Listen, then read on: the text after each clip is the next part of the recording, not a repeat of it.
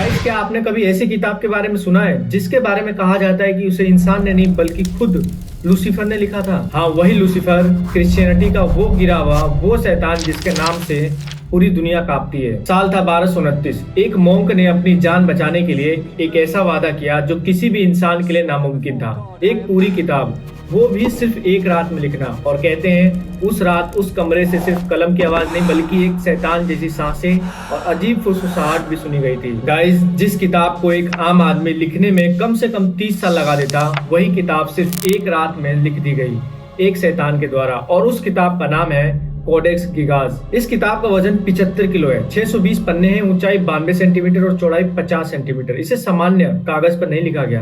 कहते हैं लूसीफर ने 180 गधों की खाल से इसके पन्ने बनाए और उनके खून से स्याही तैयार की। और सबसे डरावनी बात, लोग मानते हैं कि इस किताब में लूसीफर की आत्मा कैद है, सोल कैद है, क्योंकि जिन राजाओं के पास ये किताब गई उनका साम्राज्य धीरे धीरे बर्बादी में बदल गया। इतना ही नहीं, सन 1697 में स्टॉकहोम पैलेस लाइब्रेरी में आग लगी, हजारों किताबें जलकर राख हो गई, लेकिन ये किताब जरा भी नहीं जली, जैसे किसी अदृश्य शक्ति ने उसे खुद बचा लिया हो। गाइस, ये दुनिया की सबसे रहस्यमय किताब है। ये श्रापित किताब आज भी स्टॉकहोम की नेशनल लाइब्रेरी में एक क्लाइमेट कंट्रोल कांच के ताबूत में बंद है, दुनिया की नजरों के सामने, मगर अपने रहस्यों के साथ। और गाइस, आज हम सिर्फ इसकी कहानी नहीं सुनेंगे, हम इसे डिकोड करेंगे, इसके सीक्रेट, इसके कर्सेस और इसके अंदर छुपे सबसे काले सच को जानने की कोशिश करेंगे। सो गाइस, कहीं मत जाइएगा, और अगर आप चैनल पर नए हैं तो जल्दी से सब्सक्राइब कर दीजिए, क्योंकि आज की वीडियो थोड़ी डार्क होने वाली है।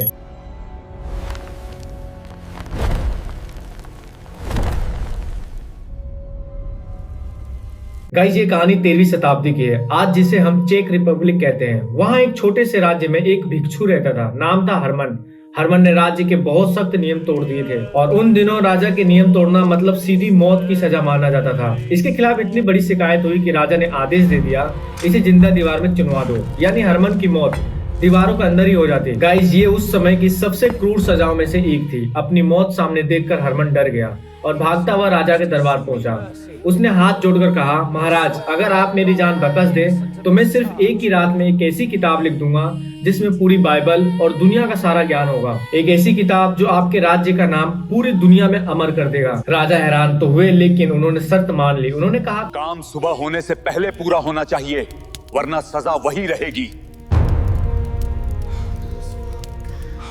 ये किसी इंसान के लिए बिल्कुल नामुमकिन था कि एक रात में एक ऐसी बुक लिखी जाए जिसमें दुनिया का सारा ज्ञान हो। लेकिन हरमन के पास कोई और रास्ता भी नहीं था। रात शुरू हुई, हरमन लिखने बैठा, लेकिन कुछ ही घंटों में उसे समझ आ गया कि ये काम न रात में होगा और ना ही कई सालों में पूरा हो पाएगा। आधी रात तक वो टूट चुका था, और तभी उसने एक खतरनाक फैसला लिया। उसने भगवान नहीं बल्कि शैतान लूसीफर को पुकारा। कहते हैं शैतान उसके सामने प्रकट हो गया। हरमन ने अपनी आत्मा के बदले उससे मदद मांगी कि वो इस किताब को एक ही रात में पूरा कर दे, और शैतान राजी हो गया। सुबह होते ही राजा के आदमी और दरबारी हैरान रह गए, क्योंकि उन्होंने हरमन के सेल में हरमन को मृत पाया, और उन्होंने देखा कि ये किताब सच में तैयार हो गई थी, और वो भी पूरी तरह। ये कोई सामान्य किताब नहीं थी, बल्कि 75 किलो की एक विशाल पुस्तक थी जिसके 620 बड़े बड़े चमड़े के पन्ने थे। इसका नाम पड़ा लैटिन भाषा में कोडेक्स गिगाज, जिसका मतलब है जायंट बुक, हिंदी में विशाल किताब। हरमन ने शैतान को धन्यवाद देने या लोगों के लिए चेतावनी छोड़ने के लिए लूसीफर से इसके एक पन्ने पर लगभग 50 सेंटीमीटर का एक बड़ा डरावना चित्र भी बनवाया, और तभी से दुनिया इसे द डेविल बाइबल यानी शैतान की बाइबल के नाम से जानने लगी। गाइस, कोडेक्स गिगाज की सबसे रहस्यमय चीज है इसका डेविल पेज। एक पूरा पेज भरकर बनाया गया विशाल शैतान। इतिहास की किसी भी धार्मिक किताब में इतनी बड़ी डेविल ड्राइंग कहीं नहीं मिलती। लेकिन इससे भी ज्यादा हैरान करने वाली बात यह है कि इस डेविल वाले पेज के ठीक सामने हेवन पेज है, जिसमें स्वर्ग की शांत, खूबसूरत और डिवाइन ड्राइंग बनाई गई है। यानी जब ये दो पन्ने एक साथ खुले होते हैं तो एक ही नजर में एक तरफ एविल और दूसरी तरफ गुड दिखाई देता है। अगर डेविल पेज की बात करें तो हरमन मोंक ने शैतान का चित्र इतना बड़ा इसलिए बनाया था ताकि देखने वाले के मन में फियर ऑफ सिन यानी पाप से डरने की भावना पैदा हो। डेविल की ड्राइंग में लाल पंजे, बड़े सिंह, हरी त्वचा, दानवी चेहरा और बिल्कुल खाली पृष्ठभूमि है।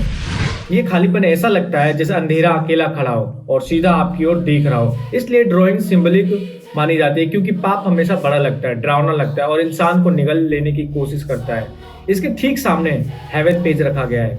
ये पेज शांति, रोशनी और प्यूरिटी दिखाता है। इसमें चमकदार टावर, स्वर्ग के गेट और पवित्र हेवनली एलिमेंट बनाए गए हैं और इन दोनों पन्नों को एक ही स्पिरिट में इसलिए रखा गया है ताकि किताब खोलते ही आपकी आंखों के सामने एक ही पल में दो दुनिया दिखाई दे, गुड वर्सेस एविल।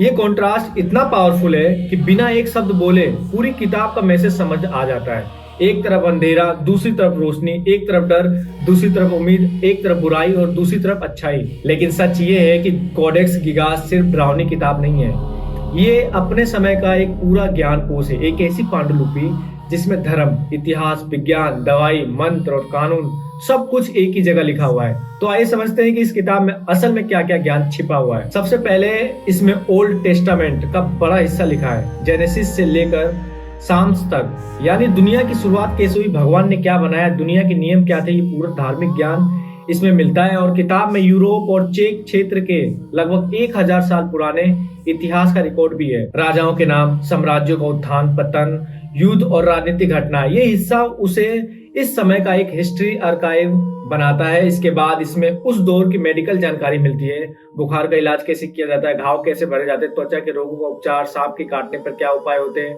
और दर्द कम करने की जड़ी बूटियां कौन सी थी। यानी कोडेक्स गिगास एक तरह की मेडिकल गाइड बुक भी है। इसके अंदर एक्सोर्सिज्म के मंत्र और प्रार्थनाएं भी लिखी है, ऐसे लैटिन मंत्र जिन्हें बुरी आत्माओं से बचने और भूत प्रेत हटाने के लिए इस्तेमाल किया जाता है। आज भी चर्च में कुछ मंत्र इसी पांडुलिपि से लेकर लिए किए जाते हैं। किताब के मठ के कानून, अनुशासन, पूजा की दिनचर्या और धार्मिक नियम भी दर्ज है। ये हिस्सा बताता है कि उस समय धार्मिक जीवन कैसे चलता था और मठों में नियम कितने कठोर थे। अंत में इसमें त्योहारों का कैलेंडर, चांद और सूरज का चक्र और समय मापने की प्राचीन तकनीकें भी लिखी गई हैं, यानी खगोल विज्ञान का ज्ञान भी इसमें मिलता है। गाइस, इस किताब को इसलिए ज्ञानकोश कहा जाता है क्योंकि ये सिर्फ एक किताब नहीं है, ये एक ही जगह पर धर्म, इतिहास, विज्ञान, दवाई, नियम और जादू सबका संगम है। गाइस, कुछ लोग ये मानते हैं कि इस बुक को डेविल ने लिखा है और कुछ लोग इस बात से मुंह मोड़ते हैं। तो क्या सच में इस पूरी किताब को हरमन ने खुद लिखा था? ये सवाल केवल एक सवाल नहीं बल्कि कोडेक्स गिगास की सबसे गहरी पहेली है। चलिए इसको विस्तार से समझते हैं। इस किताब के पन्ने सिर्फ लिखे नहीं गए, उन्हें सजाया गया है, तराशा गया है और एक एक अक्षर को इतनी खूबसूरती कैलीग्राफी में उकेरा गया है कि देखने वाला पहली नजर में ही समझ जाता है कि ये आम इंसान के बस की बात नहीं। उस समय प्रिंटिंग मशीनें भी नहीं थी, मतलब 600 से भी ज्यादा पन्नों वाली इतनी विशाल किताब हाथ से लिखी गई है। और यही बात सबसे बड़ा सवाल बन जाती है, क्या एक इंसान इतना सब अकेले, इतने परफेक्ट तरीके से, वो भी एक रात में लिख सकता है? एक पूरी रात में इतनी बड़ी किताब, ये दावा जितना रोमांचक है उतना ही असंभव भी है। दूसरा दावा कहता है हरमन ने इसे अपनी पूरी जिंदगी में लिखा होगा, 20, 25, शायद 30 साल। लेकिन ये थ्योरी भी तभी सही होती अगर इस किताब की हैंडराइटिंग समय के साथ बदलती, क्योंकि जैसे इंसान की उम्र बढ़ती है वैसे ही उसकी लिखावट भी बदलती है, थोड़ी धीमी, थोड़ी कमजोर, थोड़ी डगमगाती हुई। लेकिन कोडेक्स गिगास में पहले पेज से लेकर आखिरी पेज तक हैंडराइटिंग 100% एक जैसी है, एक भी स्ट्रोक अलग नहीं है। इंक का रंग, अक्षरों का फ्लो, लाइन की मोटाई, सब कुछ इतनी कंसिस्टेंसी के साथ लिखा है जैसे कोई इंसान नहीं बल्कि कोई मशीन लिख रही हो। अब सोचो अगर इसे कई लोगों ने मिलकर लिखा होता तो हैंडराइटिंग बदलना तो तय था, लेकिन यहाँ एक भी बदलाव नहीं है, यानी कई लोगों वाली ये थ्योरी भी पूरी तरह खत्म है। सबसे अजीब बात, इस पूरी किताब में एक भी गलती नहीं है, एक भी अक्षर कट-पट नहीं है, कोई स्क्रैचेस, कोई करेक्शन, कुछ भी नहीं। इतनी बड़ी किताब और एक भी ह्यूमन एरर नहीं। यही लोग कहते हैं ये इंसान का काम नहीं हो सकता। और गाइस, इस बुक की मिस्ट्री यहीं खत्म नहीं होती, क्योंकि किताब की शुरुआत में 2 हिब्रू अल्फाबेट लिखे हैं, लेकिन पूरी किताब में इसके बाद हिब्रू का नाम तक नहीं, बाकी सब सिर्फ लैटिन में है। इससे कई लोग ये दावा करते हैं कि शुरुआत हरमन ने की थी, लेकिन शायद आगे कोई दूसरी शक्ति लिख रही थी।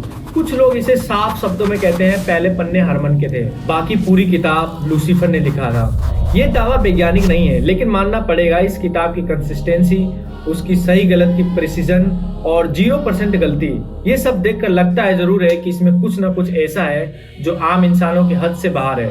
शायद हरमन ने शुरुआत की और इसे शायद किसी और ने इसे खत्म किया। ये सच है या मिथक, ये आज तक कोई साबित नहीं कर पाया। तो गाइस, अब बात करते हैं सबसे इंपॉर्टेंट फैक्टर की, कि ये किताब 800 सालों तक कहां रही और इसका ट्रेवल हिस्ट्री क्या है। यह है हमारा आखिरी पॉइंट, इसलिए इसे ध्यान से सुनिएगा। गाइस, समय के साथ इस मठ पर आर्थिक संकट आ गया। साल 1295 में पोडलाजी से मठ इतना कर्ज में डूब गया कि उन्हें अपनी सबसे अनमोल चीज कोडेक्स गिगास गिरवी रखनी पड़ी। उन्होंने इसे सैडलेक एबे नाम के दूसरे मठ को गिरवी दे दिया।